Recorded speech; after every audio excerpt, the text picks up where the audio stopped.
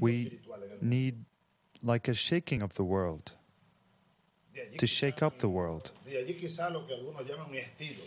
That's why when people talk about my style, that's why the speech I delivered yesterday before the United Nations Assembly, because it doesn't work.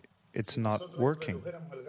If we reduced the military expenses in 10% of the world, we would have enough money to save millions of lives in this world. In Venezuela, with the little resources, few resources, we have initiated a program to bring food to feed the poor people in Venezuela. And we are covering today 15 million people in Venezuela receiving this food distribution and assistance. And most of them receive this food for free, and others a percentage. They have to pay only 50% of the total amount for the food they eat. And of course, this is possible only if the people themselves participate and with a new awareness. Racism is very characteristic of imperialism. Racism is very characteristic of capitalism. Katrina has a lot to do with racism, no doubt about it. Hate against me has a lot to do with racism. Because of my big mouth, because of my curly hair. And I'm so proud to have this mouth and this hair because it's African. So we need a new morality, a new ethic at this point. And from my Christian point of view, we need a revolution of the ethic. And in the political and economic fields, we need to take back the flag of socialism, in my view, in order to be able to defeat, with the will of the people, with the participation of the people, to beat those ominous phenomena such as racism.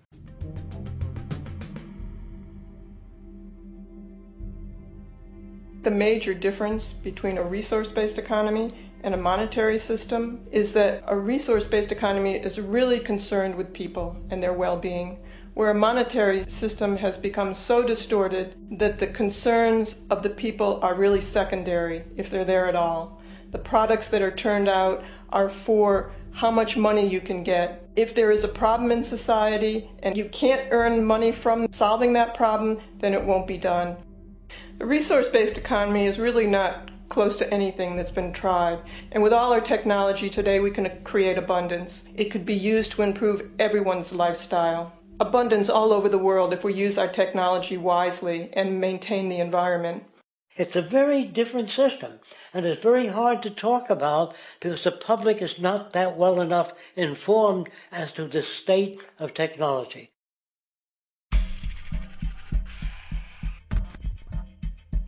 At present, we don't have to burn fossil fuels.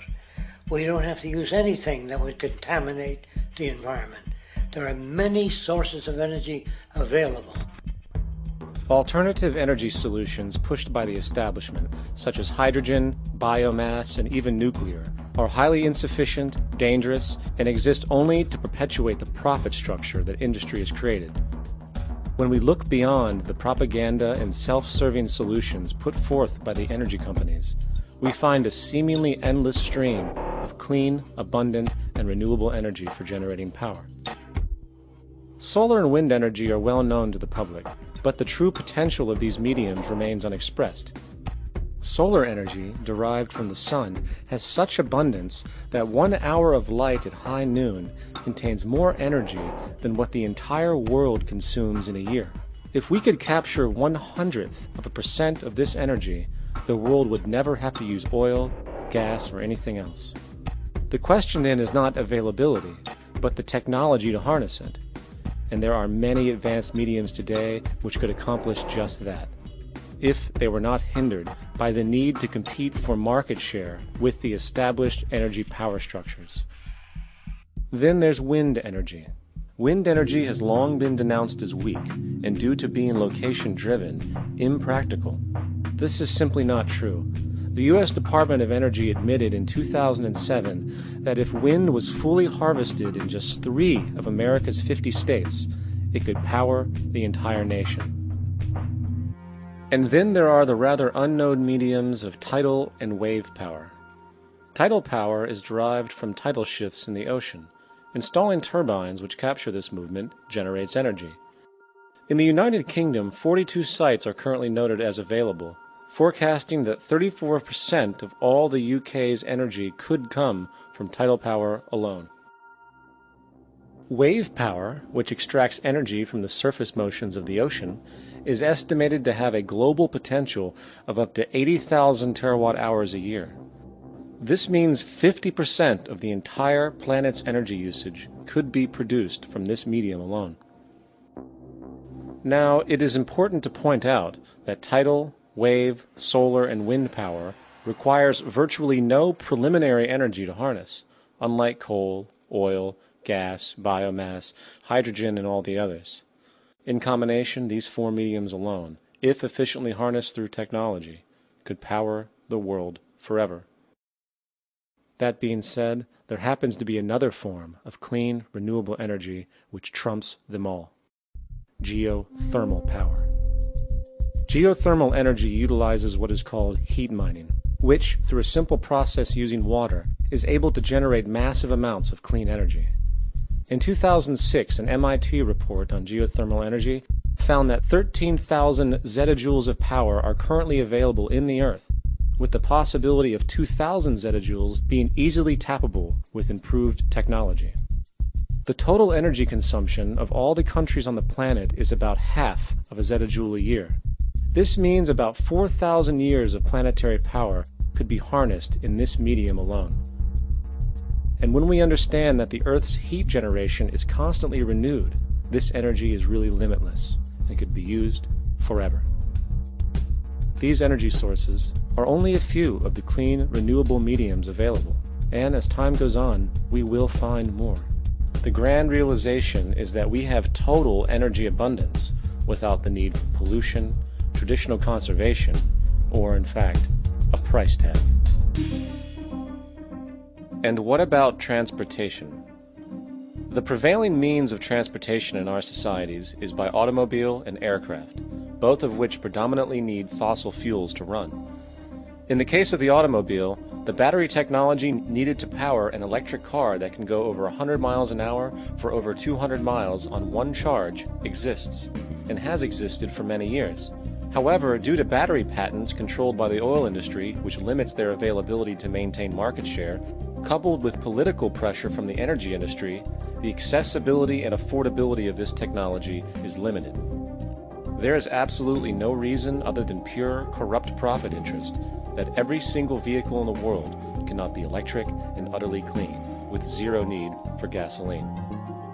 As far as airplanes, it is time we realize that this means of travel is inefficient, cumbersome, slow, and causes far too much pollution. This is a maglev train. It uses magnets for propulsion. It is fully suspended by a magnetic field and requires less than 2% of the energy used for plane travel. The train has no wheels, so nothing can wear out. The current maximum speed of versions of this technology, as used in Japan, is 361 miles per hour. However, this version of the technology is very dated.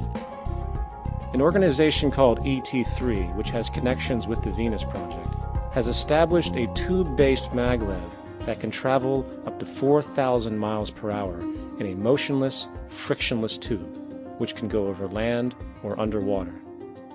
Imagine going from LA to New York for an extended lunch break, or from Washington, D.C. to Beijing, China in 2 hours.